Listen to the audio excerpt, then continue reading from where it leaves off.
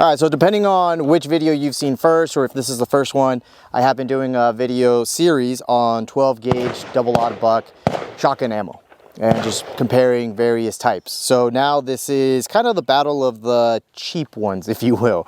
We've got this New Republic stuff. This is being made, I believe, in Hungary.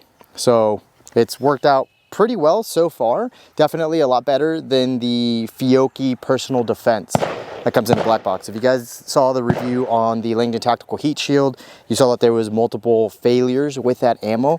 It's low recoiling. This is not. This is about 50 cents a round right now on the link in the description below, which is honestly the best place to purchase ammo that I have come across over the last 20 years.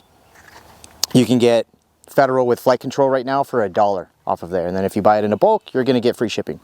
And then this stuff, I bought this about a year ago. Several thousand rounds of this at 40 cents. It is currently going for 60 to 70 cents depending on which site you use.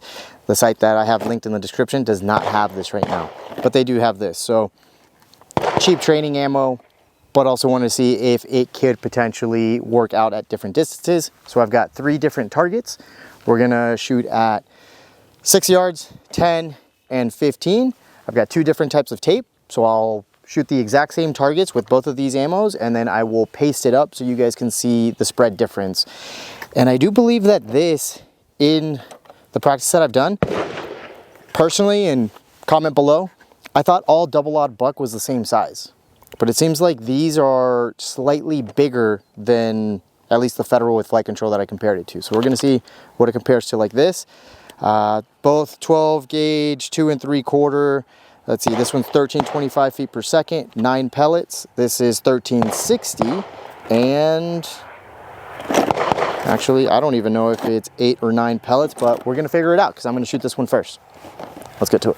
So one thing that I do also wanna say is if you look right here at the top, even though these are technically 2 3/4, it does have this lip on there. So I'm not gonna be able to fit 7 in my shot tube. Because of that additional thing right there, I can only fit 6. But again, this is practice ammo that I'm thinking about, so I'm not too worried about it, but there is that. Load this up.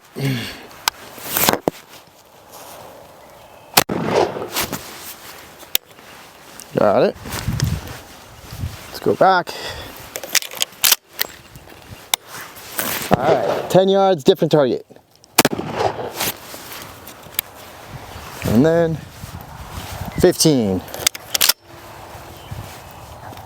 Don't move my stick.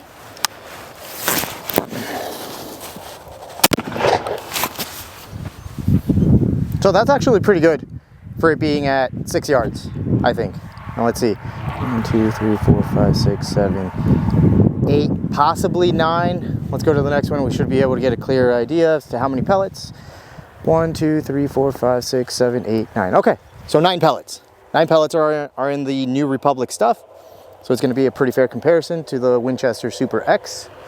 And then at 15 yards, 1, 2, 3, 4, 5, 6, 7, 8, 9. So it looks like this is kind of a flyer. I'd actually be curious to test this out again and see if there's another one out here, because most of them are within the A zone, with 2 just being less than, well, that's maybe an inch.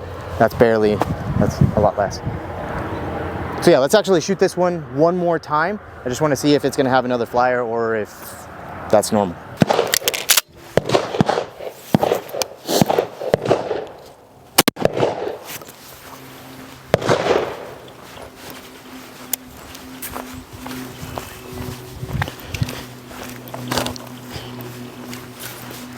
Whoops. Okay, so pretty much same results. We've got one that came out all the way out here versus all the way out here. But still, I'm actually pretty happy with that. So now let's tape this up and we'll try the Winchester Super-X. So now we're going to shoot the also cheap Winchester Super-X. I should actually be using these as basically like a standard, I think, on all of my other shotgun review videos, just because I shoot this one so much.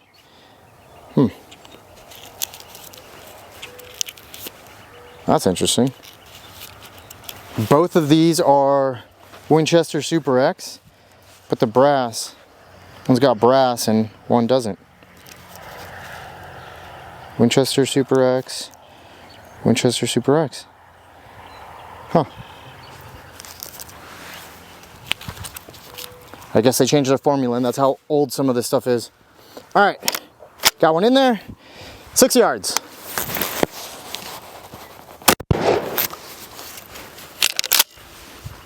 And we'll go to 10.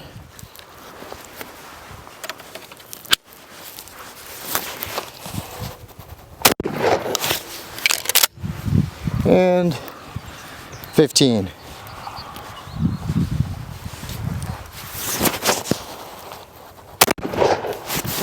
I'd say in this, the New Republic was slightly tighter. Blue is represented by the New Republic stuff. This was the wad, and this is the Winchester Super-X.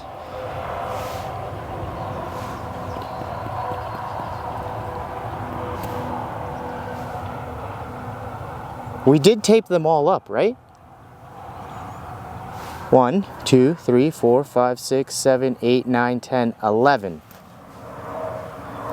All right, so we actually solved the mystery here. I actually bent this forward and I can see right here that we've got 1, 2, 3, 4, 5, 6. 1, 2, 3, 4, 5, 6. That are there. Maybe the rest came in through the wad right here.